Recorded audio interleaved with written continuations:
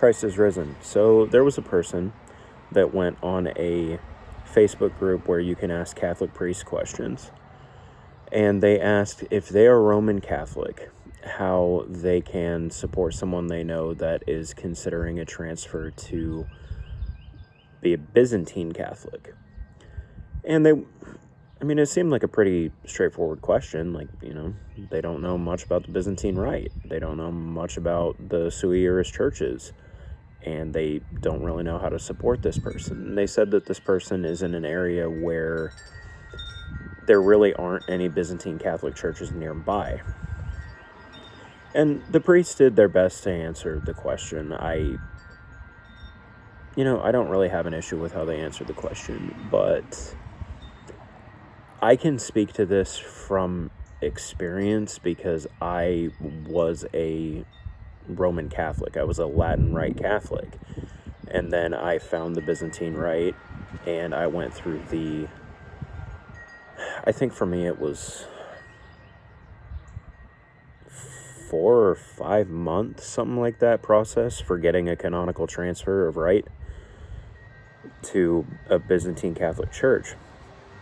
So I've been there. I've been that person who wanted to transfer. I lived in an area for a long time where there were no Byzantine churches nearby. In fact, we had to start an outreach. We had to start a Byzantine outreach. We were in an agreement with the Roman diocese to borrow one of the chapels. We had a Byzantine priest that would come down from out of state to say Divine Liturgy for us.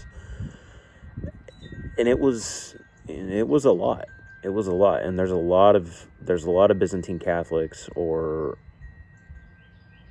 other types of Catholics that want to attend the Divine Liturgy, but there's just not one nearby. So how can we support those people? And I'm saying this as someone who was one of those people.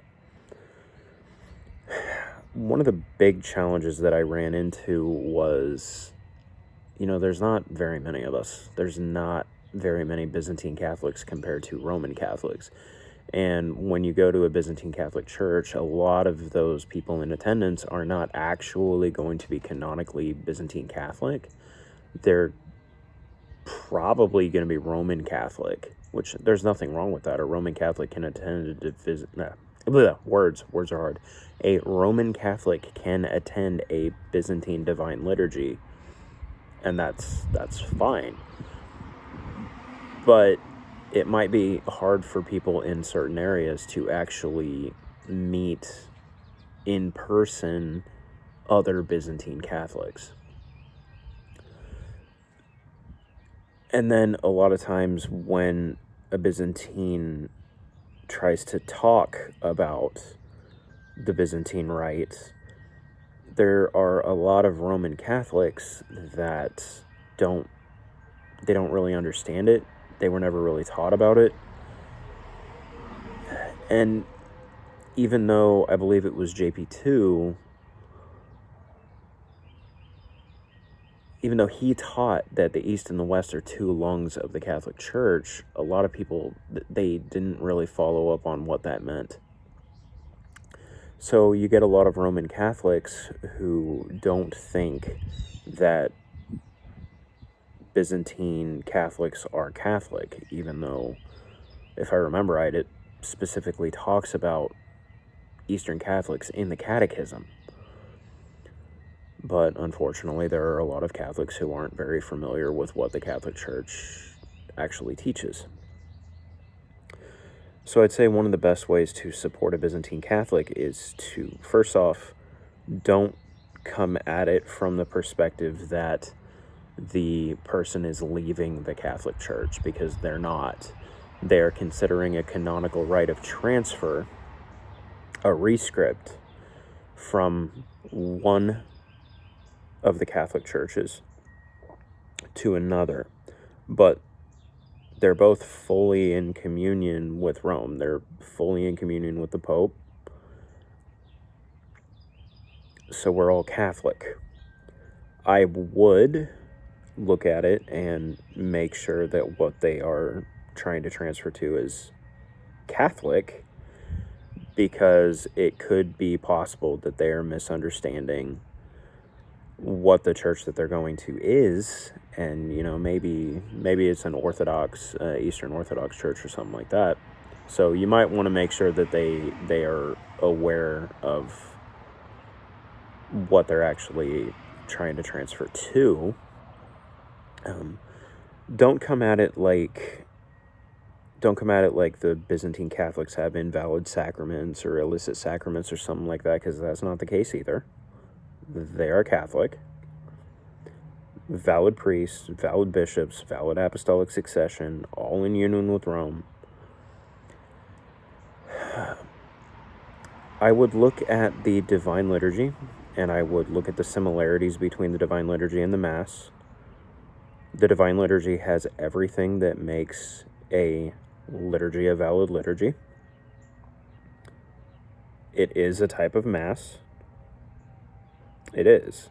And honestly, if you set the Divine Liturgy side by side with a Western liturgy, you're going to see a lot of similarities. They have a lot of the same parts, a lot of the same components, and they have the components that make a liturgy valid. They have it in the Byzantine Divine Liturgy. There is a different liturgical calendar in the Byzantine churches than what the West is used to, so I would try to become a little familiar with that to understand the different practices. The Byzantine Catholics have a lot of focus on the Eastern saints. These are a lot of saints that they are saints, but the West doesn't put as much focus on them for various reasons. There are different fasting requirements. The Eucharist looks a little different. It's raised bread soaked in the wine, so it is the body soaked in the blood, and you receive it from a liturgical spoon. That looks a lot different from the West, and for some people, they have a theological problem with using raised bread when the West uses the wafers for host. But they're both valid. There's just different theological reasons behind it. You might notice that the Byzantine Catholics, we do the sign of the cross in a different direction. That is still a perfectly fine sign of the cross. It's just a little different. You might notice that the finger placement for the sign of the cross is a little different, and there's a theological reason behind that too. Just don't come at it like the Byzantine Catholics are leaving the church, like they're doing something invalid or anything like that. It's a different expression of the faith. A different expression of the faith. One thing that might be jarring to people is that the Byzantine Catholic churches do allow a level of married priests that can look very different from the West, where people are very familiar with priests not being married. But it is valid. It is valid, and it's allowed. And it's still fully in communion with the Pope. We pray for the Pope multiple times, and that's an understatement, during the Divine Liturgy. One of the challenges that I faced was I had a lot of really close people that they didn't understand it, and they treated it like it was wrong, or that it was evil, or that it was leaving the Catholic Church, or something like that. Many of them would just refuse to even consider attending a Divine Liturgy, and that gets painful. That does get painful, because it can make the Byzantine Catholic, or the prospective Byzantine Catholic, feel lonely, feel rejected, and feel alone. And that can be a lot. And I know this from experience, that can be a lot. Especially if they're in an area where they don't get a divine liturgy very often. They might attend a Western Mass because that's the closest Catholic thing that they have. And there's nothing wrong with the Western Mass. I'm not saying that, but I'm just saying that's not the rite that they want to transfer into. And so they can feel alone in that. Especially when they go and people ask why they're making the sign of the cross backwards and all this other stuff. And it generally comes from a lack of understanding. And people just not being very well educated in what's going on. And then when they actually do get to the transfer of rite process, which you don't even have to do a transfer of rite unless you're looking at doing specific things, or unless your spirituality is specifically calling for that, but you can remain Roman Catholic and still attend a divine liturgy and practice the Eastern spirituality to an extent. That's fine. But some people, like me, are called to actually get a full canonical transfer. Just, if you want to support this person, respect that. Try to learn what it is. Try to see it from their point of view and sharing it with them to the extent that you can. They're going to have prayers that look a little different. There's going to be a lot of chanting.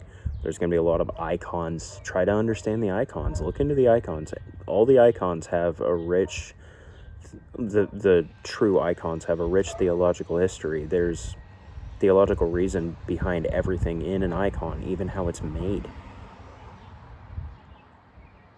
Just, it's beautiful. Just, that's why I'm very glad that a lot of the Western churches are using icons as well, because we share in that. So just remember that they are Catholic. They're valid Catholics, valid sacraments, valid apostolic succession, valid priests. Just remember these things.